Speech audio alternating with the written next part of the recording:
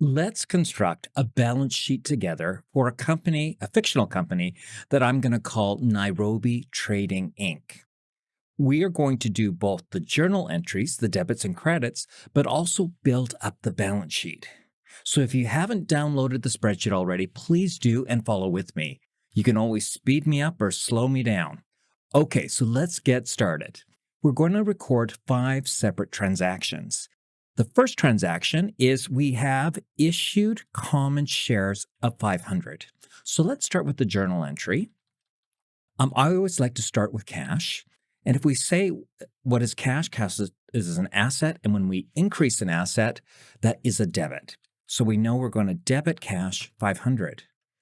Now, the nice thing about a journal entry is we know it has to balance. So we know that the other entry has to be a credit, but we also know that when we increase equity or increase common shares, that is a credit.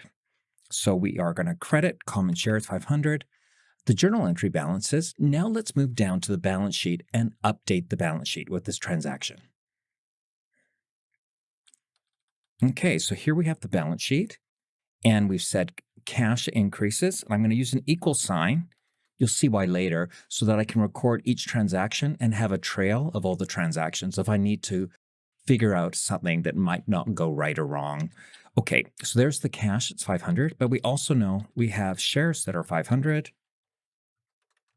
And our balance sheet balances, you probably can see here at the bottom, there's a nice little check. So you can see if it doesn't balance, what the difference is and investigate where that difference might be. Okay, that's the first transaction. Let's go to the second transaction. We bought equipment for 300 with cash. So here we have equipment, which is an asset going up, and we have cash that's an asset going down. So let's start with cash again. Recall that when we decrease an asset, it's a credit. So we're going to put 300 there, but then we're increasing an asset, which in this case is property, plant, and equipment, and we put 300 there. Our journal entry is complete. Our debits equal our credits. And now let's move to the balance sheet. Okay, so we are going to take 300 out of cash, but we're going to add 300 in property, plant, and equipment.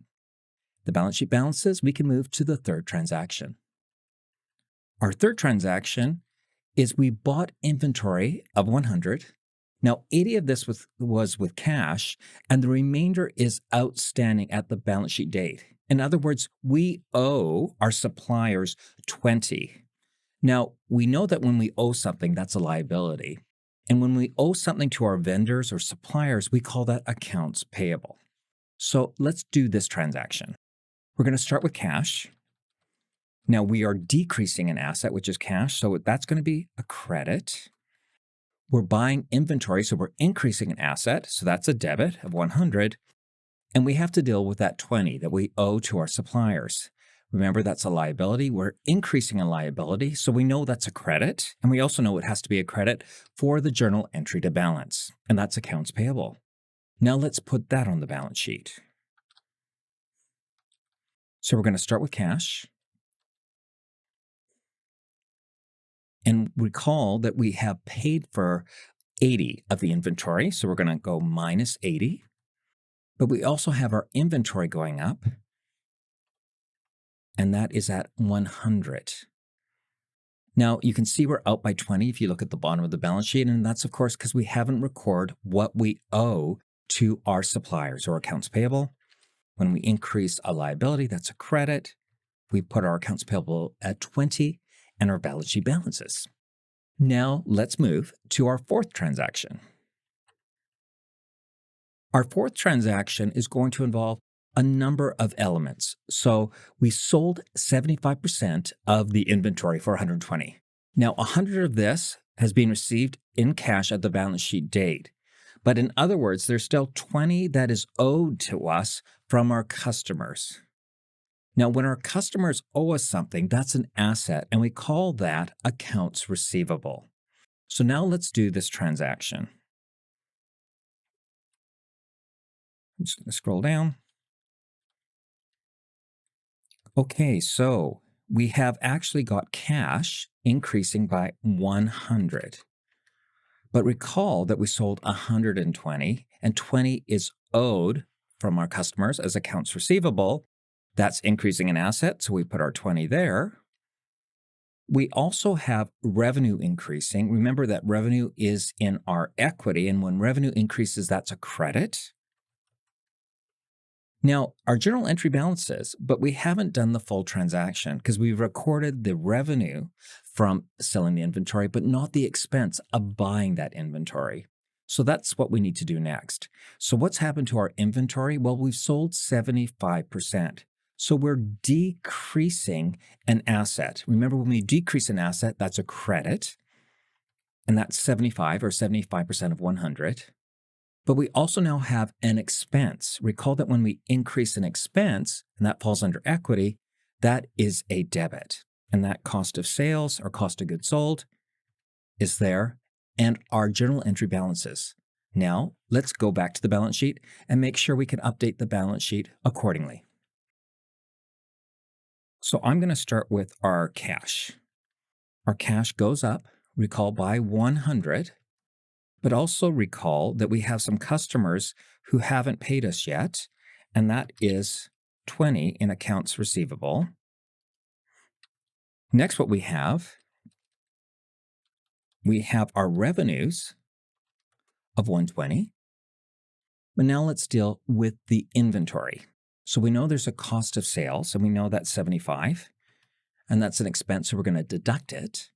But we also know that means our inventory, we're decreasing that asset also by 75. Our balance sheet balances, so we are good. Now let's go back up for one more transaction. And here we paid a cash operating expense of 15. So I'm going to start with the cash. What's happening with cash? Is it going up or down? It's going down, so we know cash is a credit, and that's 15. But it's also an expense. And recall that when we increase an expense, that's a debit. We also know that the journal entry has to balance. Now let's put that final entry on the balance sheet, and we will be done. So we have an other operating expense of 15, but we also paid for that with cash. So our cash is going to go down by 15. Our balance sheet balances, congratulations. Now it's your turn. Have a go at the next activity. Download the sheet and see if you could complete the balance sheet. And then once you've had a go, click Next, and I will debrief the activity with you. See you in a few moments.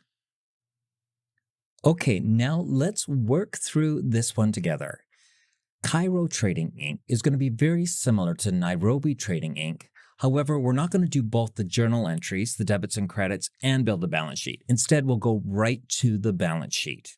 We have 5 transactions again, and please feel free to follow with me, or you may have already done this and you're going to just check your results as I work through it with you. Okay, let's get going.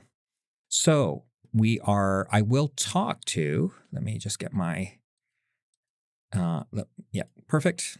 Okay, now let's go through this again with a separate fictional company that I'm calling Cairo Trading Inc. This time around, we're not going to do both the journal entries and the balance sheet. I'll talk to the journal entries, but we're going to go right to the balance sheet. So let's work through these 5 transactions together. Let me get my mouse and my cursor so we can work through those transactions. The first transaction is issued common shares of 300. Now we're going to start with cash, and recall when we increase an asset, that's a debit. So we debit cash, or other words, increasing cash by 300. But we're also increasing equity, which is a credit. And that's going to be equals 300 as well. The balance sheet balances, we're good. Now we bought equipment, which is an asset, for 200 with cash. So we have equipment as an asset going up, which is a debit, and we have cash, which is an asset going down, which is a credit. So what we're going to do here is I'm going to start with cash again, and I'm going to minus 200. But we also have to create an asset of 200 under property, plant, and equipment. Good, our balance sheet balances. So now let's move to transaction number 3. Here we bought inventory 50. 30 of this was paid in cash, but the remainder is outstanding at the balance sheet date. Now, in other words, 20 is still owed to our suppliers, and we call that liability accounts payable. So let's actually start with cash. So we're going to take 30 off because we're decreasing cash, so it's a credit. But we're also increasing inventory, so that would be a debit of 50. And we have 20 that is owed to our vendors or suppliers. So let's put the 20 there. Our total assets equals our total liabilities and equity, so we are good to go. Now, let's keep moving on. If we now actually sold 50% of inventory for 75, and 65 of this is being received in cash at the balance sheet date. So I'm going to start with cash, and I'm just going to scroll up so that it's very clear what's happening. So what we said is we actually made revenue of 75. So I'm going to start there. Of that revenue, we got 65 in cash. And we have 10 that's owed from our customers, and we call that accounts receivable. It's an asset. We're increasing that, so that would be a debit. So far, so good. Our balance sheet balances, but we also have to deal with the cost of the inventory. Remember, the inventory cost us 50, and we sold 50% of it. So we know our inventory is going to go down by half, or 25, but we're also going to have a cost of goods sold or cost of sales expense of 25. Recall that increasing expense is a debit and decreasing assets is a credit. So our debits and credits still match, and our balance sheet balances. Now, there's just one more expense, and that is we paid a cash operating expense of 5. So let me go to cash first. I'm going to take off the 5, and then I'm also going to have to increase an expense, which is a debit. We're going to go -5 there. Our balance sheet balances, the accounting equation holds, and congratulations, you've entered some more transactions and built a balance sheet from scratch. Now let's explore different layouts of the balance sheet. In different parts of the world, the balance sheet will be laid out slightly differently. The same information is there, but just the layout is different. So to give you a couple of examples, I thought I'd share with you a US typical balance sheet versus a typical UK balance sheet and a typical French or German balance sheet. And the key thing is, as an analyst, you want to be mindful that the same information is there, it just might be laid out slightly differently. So what we have been building so far is a balance sheet that is laid out in a format that we typically see in places like the US and Canada. We start with our assets, and we go from our most liquid assets, which are current assets, to our least liquid assets, which are things like property, plant, and equipment. We then go to our liabilities, and they are organized as well by most liquid to least liquid. Now, when I use the language of liquidity, what I mean is how easy is that asset in terms of turning it into cash.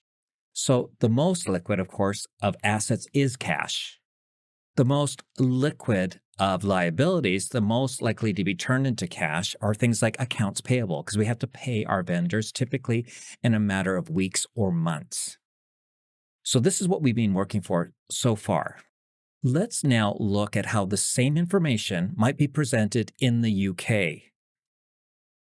So again, the balance sheet still balances, but it is very common in the UK to start with your assets, similar to what we see in the US and Canada, but to start with the least liquid. So here we're starting with non-current assets, and then we move to current assets so that cash, the most liquid asset, is the last asset listed. But you see, we don't have total assets. In the UK, it's common to then go to liabilities and start with current, the most liquid liabilities. And so we see, very similar to the US and Canada, the liabilities are ordered from most liquid to least liquid. Now, one of the benefits of a UK balance sheet is that you can actually net off your current assets and your current liabilities. We call that net current assets.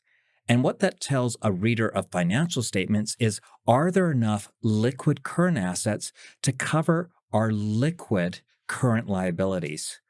So it's called a coverage ratio, or sometimes a working capital ratio. So it's a quick way to see, do we have enough cash and other liquid assets to cover our liabilities that we're going to have to pay in the next 12 months? And in this case, we can see that number is always positive.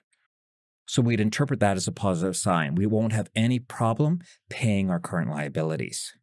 We then look at our non-current liabilities, which is long-term debt, and we get something called net assets, not total assets, because remember, we're netting off our liabilities. Now, the balance sheet has to balance, but we haven't looked at equity yet. So what we are doing is we have our net assets, which is really total assets minus liabilities. Recall that the accounting equation means that that all still has to work. And you can see, therefore, it must match total shareholders' equity. So that is a common UK balance sheet format that you might come across. Now let's look at a typical French balance sheet. Here's the same information.